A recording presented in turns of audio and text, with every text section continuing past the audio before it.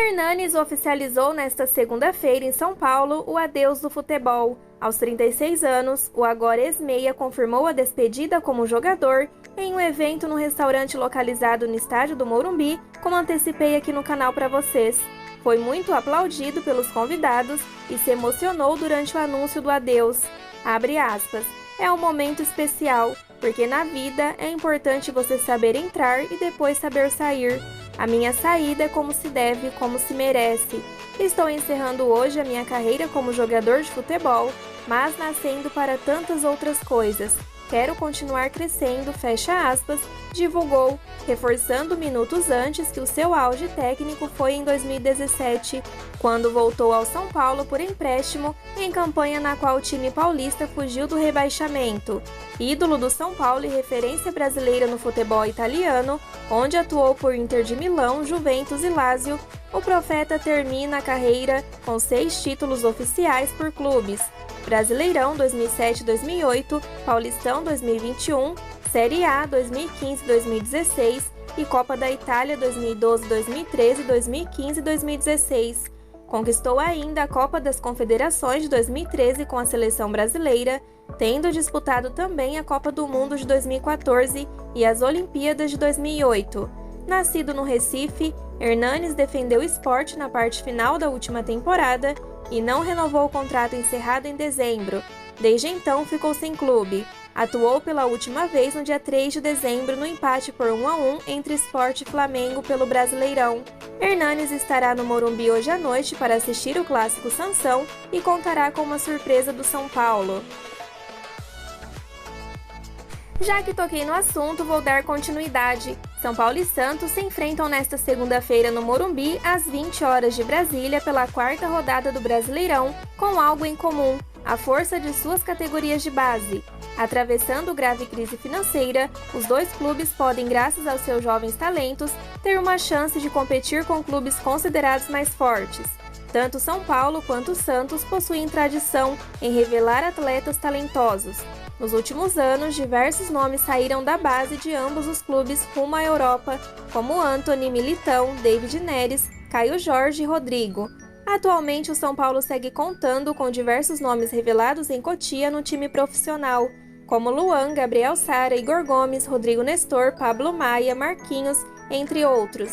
No Santos não é diferente. Marcos Leonardo, Ângelo, Lucas Pires e Kaique são só alguns dos vários jovens pratas da casa. Coincidentemente, São Paulo e Santos não poderão contar com importantes jogadores revelados na base no clássico desta segunda-feira.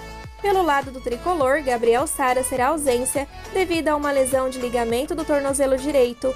O meia passou por cirurgia no domingo. Já pelo lado do Santos, Ângelo será baixa por causa de uma lesão muscular na região posterior da coxa direita.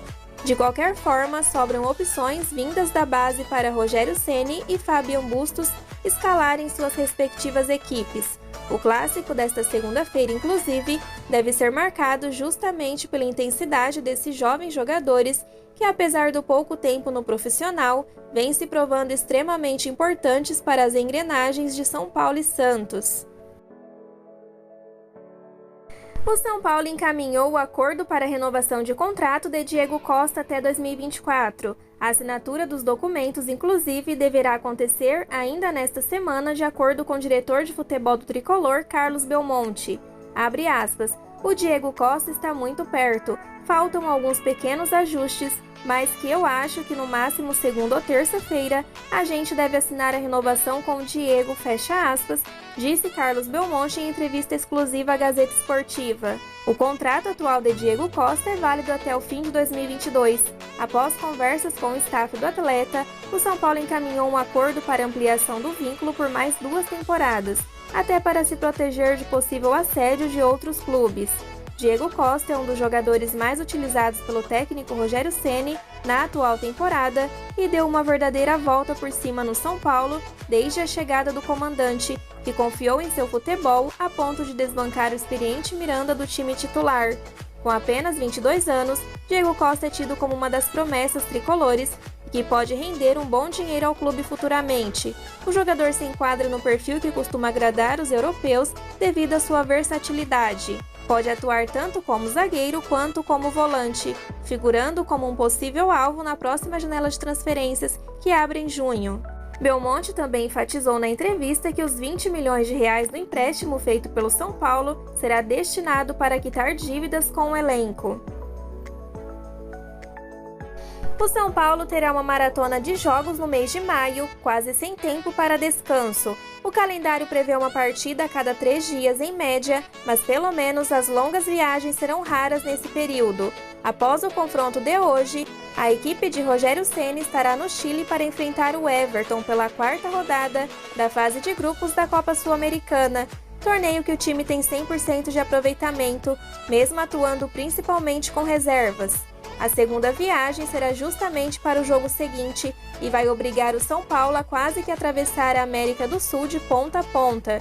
No domingo, só 3 dias depois do jogo no Chile, o tricolor enfrenta o Fortaleza no Castelão pela 5ª rodada do Brasileiro. Por causa do desgaste previsto nesses 2 jogos, é provável que Ceni volte a escalar reservas contra o Everton, já que o time tem situação confortável na Copa Sul-Americana. Depois disso, todos os 5 jogos restantes serão na Grande São Paulo. No dia 12 de maio, uma quinta-feira, o São Paulo enfrenta o Juventude em jogo de volta da 3ª fase da Copa do Brasil. A partida será em Barueri, já que o Morumbi estaria inviabilizado por causa de um show 2 dias antes. Na ida, as equipes empataram em 2-2. Uma vitória simples classifica o São Paulo. Se houver novo empate, o classificado será conhecido nos pênaltis. O Cuiabá será o visitante no dia 15 de maio. Aí já de volta ao Morumbi, estádio que também receberá o Jorge Wisterman no dia 19 pela Sul-Americana. O último jogo como visitante do São Paulo no mês será um clássico. No dia 22, a equipe tenta quebrar o tabu contra o Corinthians em Itaquera, onde nunca venceu. No dia 25, o Ayacucho vem a São Paulo para a última partida da fase de grupos da Sul-Americana. O tricolor lidera o grupo D neste momento com 9 pontos, enquanto os peruanos estão logo atrás com 4. Só o melhor de cada grupo avança às oitavas. A maratona termina dia 28, com o último jogo previsto para o mês. Mais uma vez, a partida será em casa. O São Paulo recebe o Ceará no Morumbi pela 8ª rodada do Brasileirão. O basquete tricolor derrotou o Bauru por 85-62 na noite de domingo no ginásio Panela de Pressão, em Bauru, e abriu 2-0 nas quartas de final do NBB. Os destaques da partida foram Tyrone, 17 pontos, 7 rebotes e 1 assistência, Caboclo, 15 pontos, 9 rebotes e 1 assistência, e Bennett, 14 pontos, 6 rebotes e 1 assistência. Com a vitória, o tricolor precisa de apenas mais um resultado positivo para se garantir na semifinal. O terceiro jogo da série acontece na próxima terça-feira, às 19 horas, novamente no ginásio Panela de Pressão, em Bauru. Essas foram as notícias de hoje do nosso tricolor paulista. As atualizações do nosso clube querido são feitas com muita dedicação, então não esqueçam de curtir, se inscrever no canal e ativar o sino para receber as notícias diariamente. Aproveito para convidá-los a conhecer meu segundo canal, Tami SPFC, com as rapidinhas do nosso tricolor. E já sabem, né? O nosso encontro é aqui no YouTube no próximo vídeo. Fiquem com Deus e até mais!